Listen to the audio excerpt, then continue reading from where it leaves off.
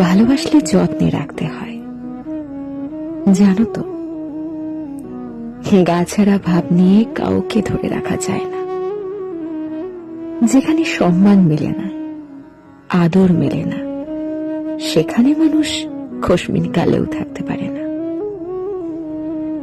যে থাকার সে এমনিতেই থাকে না, তাকে আগলে রাখতে হয়, যত্ন করে বুকের কাছে রাখতে হয়, সময় দিতে হয়, মানুষটার মন বুঝতে হয়।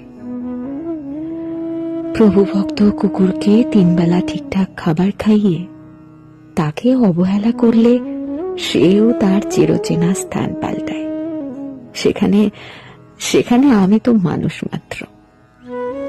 অযত্নে, অবহেলায় দূরে ঠেলে দেওয়ার পরেও মানুষটা থেকে যাবে, এই আশা করাটা যে বড্ড বেশি বোকামি।